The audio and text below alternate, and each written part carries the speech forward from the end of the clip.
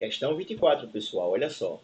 O desenho a seguir representa um pêndulo simples, preso ao teto no ponto O, e que, desprezando as forças dissipativas, descreve um movimento periódico, em um plano, com um ângulo de abertura grande, entre os pontos extremos 1 e 5 da sua trajetória. Considere G o vetor aceleração da gravidade. O desenho que melhor representa o vetor aceleração resultante da massa do pêndulo ao longo da trajetória 1, 2, 3, 4, 5 é. Então vamos lá, pessoal. A primeira coisa que a gente precisa analisar aqui é o que está acontecendo com a velocidade. Do ponto de vista da conservação da energia, fica bem tranquilo da gente verificar isso. Coloquei aqui o nosso eixo de referência da energia potencial, passando pelo centro de massa do pêndulo, da esferinha do pêndulo, né? Quando ele encontra-se no ponto mais baixo da trajetória. Então, nesse ponto, o que é que vai acontecer com a velocidade? Ela será máxima, que é quando a energia potencial gravitacional transformou-se completamente em energia cinética. Então, aqui nesse ponto, a velocidade do pêndulo ela é máxima. E no ponto 1 e 5, a velocidade é nula, porque é um ponto onde há inversão do sentido do movimento, né? E é um ponto onde a energia potencial gravitacional é máxima, consequentemente a energia cinética é mínima. Então, à medida que esse pêndulo ele vai oscilando, vai executando esse movimento vai e vem, o que é que acontece com a velocidade? Bem, o módulo da velocidade aumenta, indo de 1 para 3, e de 3 a 5, o módulo diminui. Só que observem os vetores da velocidade aqui colocados em verde. Os vetores também mudam a sua direção e o seu sentido. Então, se nós temos a alteração do módulo e da direção e do sentido, é porque nós temos a presença tanto da aceleração tangencial e da aceleração centrípeta, beleza? Tangencial responsável por variar o módulo e centrípeta por variar a direção e o sentido, beleza? E se há aceleração, há força, há forças, né? Força resultante. Então, nós vamos examinar como comportam-se as forças ao longo de toda a trajetória e para obter a direção e o sentido da aceleração, basta, né, nos lembrarmos da segunda lei de Newton, tomando o pêndulo como referencial, que seria um referencial inercial aí. E a direção e o sentido da aceleração será o mesmo da força resultante. Então, no ponto mais alto da trajetória, nós temos aqui a força de tração, beleza? E temos também a força-peso. E teremos apenas essas, né, ao longo de todo o movimento. A força-peso permanecerá constante, uma vez que a aceleração da gravidade é constante, mas a força de tração não. Ok? Por que não? Porque a força de tração vai depender desse ângulo de abertura muito grande que a questão indicou. Ângulo esse que eu vou chamá-lo de θ. Então, é o ângulo que a força de tração está formando com a vertical. Também seria θ, galera. Então, para não poluir tanto essa figura, vamos examinar com muito carinho o que acontece com a força de tração. Então, está aqui a força de tração, um exemplo genérico aí. E vamos decompor a força de tração em duas componentes. Uma componente vertical, geralmente a gente chama de TY, né?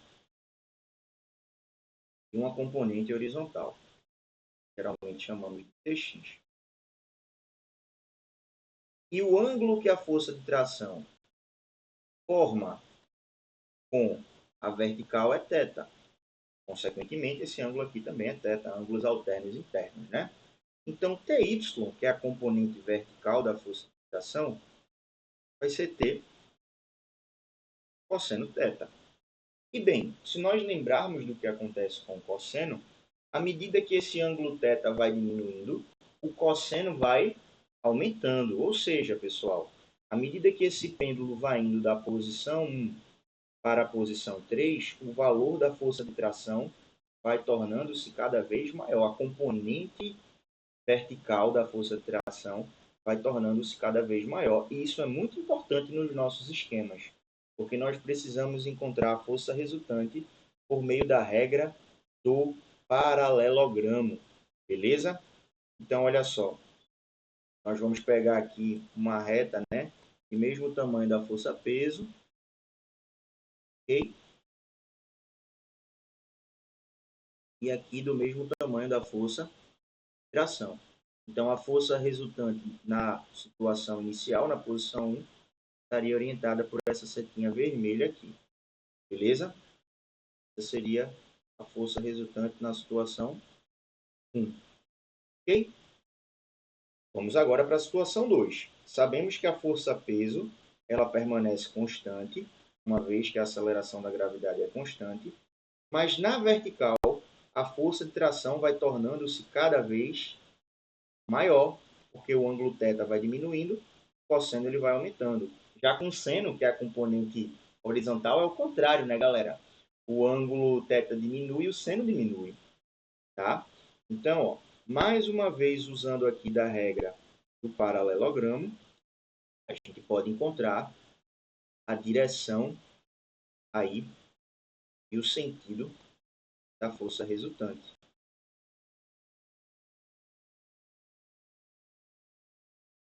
Beleza? Então aqui nós teremos F2.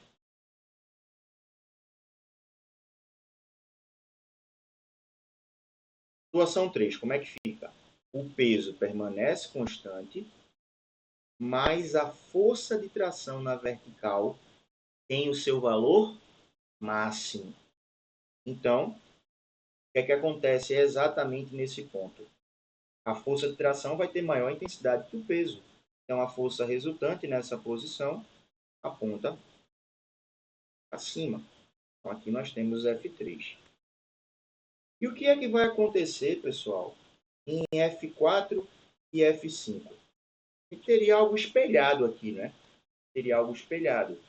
Porque o que é que aconteceria agora? Θ iria ficando cada vez maior, então o cosseno ia ficando cada vez menor, consequentemente TY, que é a componente vertical da força de tração, vai tornando-se cada vez menor. Então temos algo espelhado aqui. F4 aponta semelhantemente a F2 e F5 vai apontar aqui semelhantemente a F1. Ok? Então, como eu disse agora há pouco, a aceleração em cada ponto terá a mesma direção e sentido da força resultante nesses pontos, galera. Consequentemente, a alternativa correta aí é a letra A. Ok? Então, na questão 24, ficamos com a alternativa A. Espero ter ajudado e até a próxima.